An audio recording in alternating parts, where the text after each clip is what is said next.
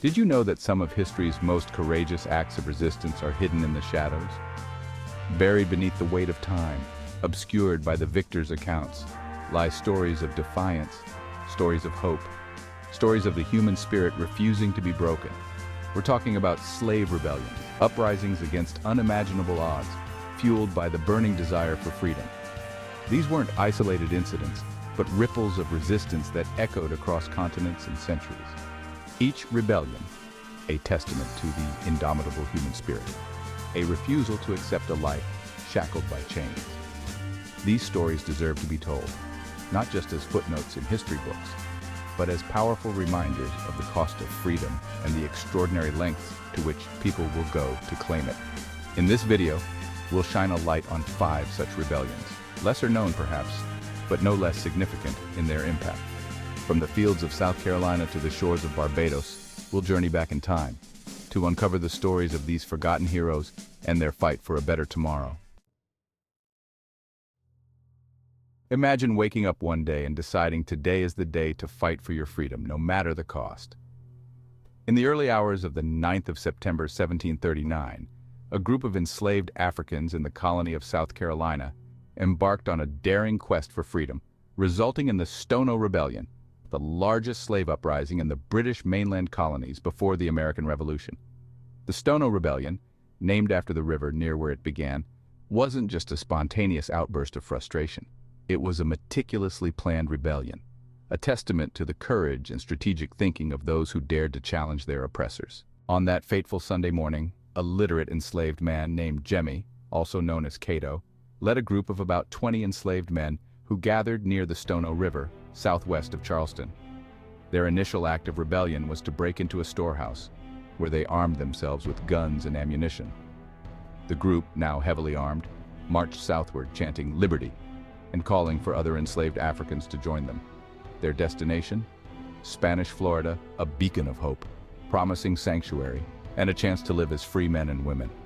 The Spanish, who controlled Florida, offered freedom to escaped slaves from British colonies, promising sanctuary and liberty in St. Augustine.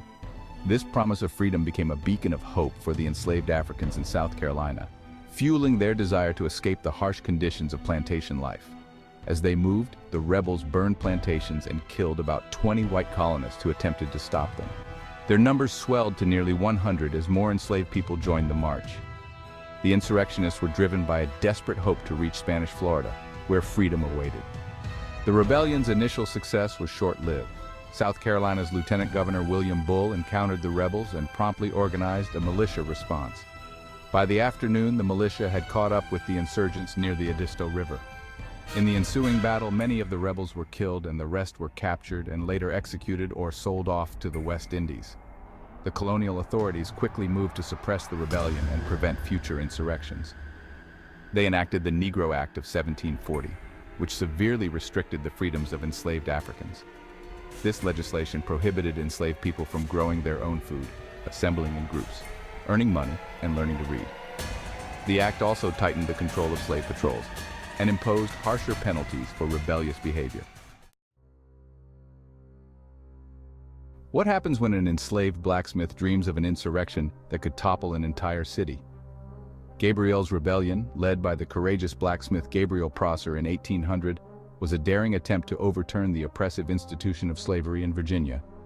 Inspired by the ideals of the American and Haitian revolutions, Gabriel meticulously planned a coordinated attack on Richmond, aiming to rally around 1,000 enslaved individuals and sympathetic whites to seize control of the city and negotiate freedom for all enslaved people in the state.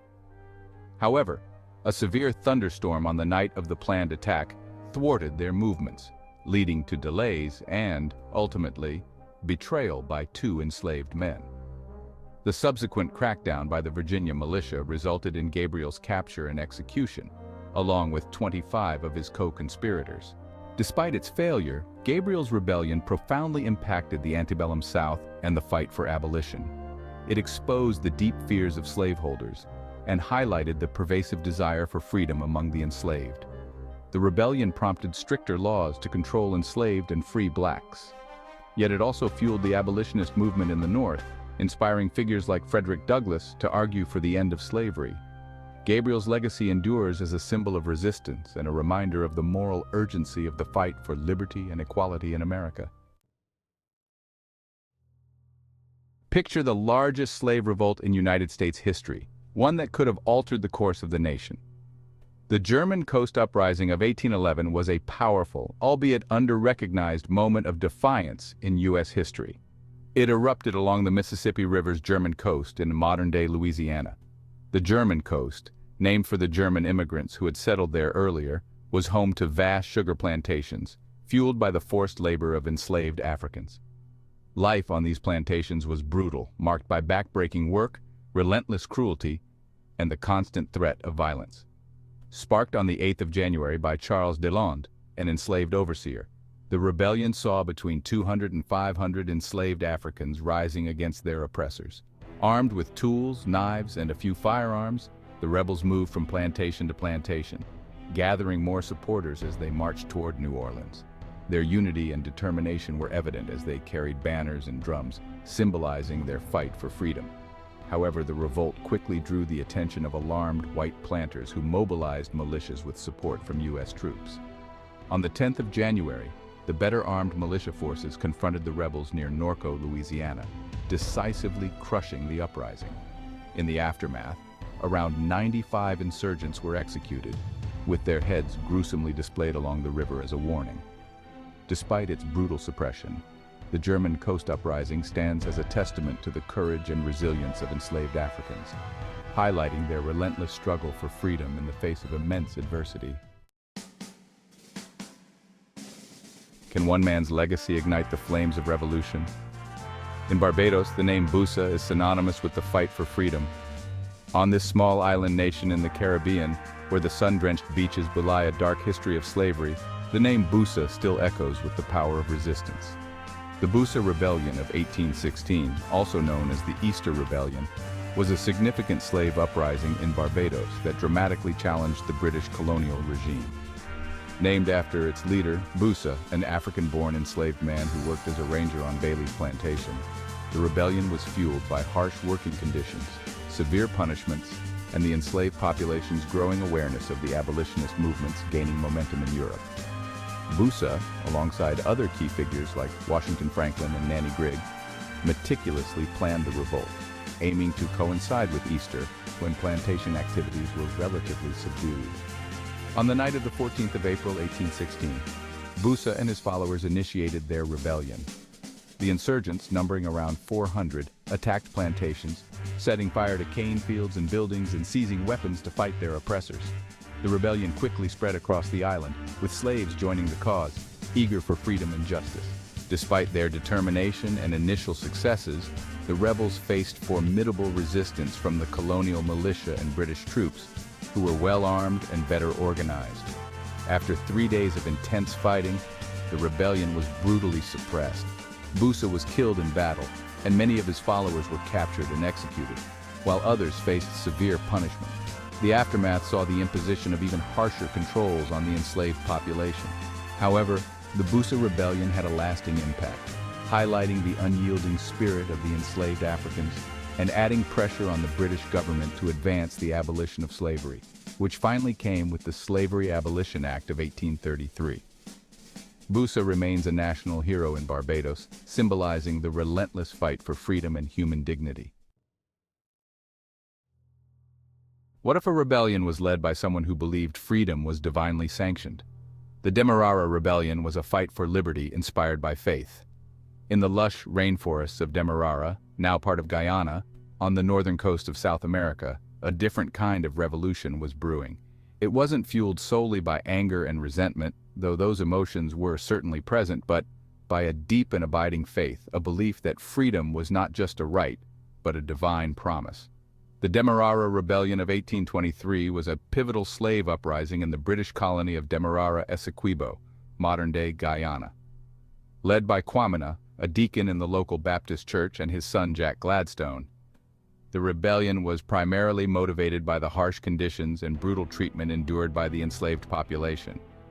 The enslaved Africans were also inspired by rumors that the British government had granted their freedom, but that the colonial authorities were withholding this information. This sense of injustice fueled their desire to fight for their rightful freedom. On the 18th of August, 1823, the rebellion erupted.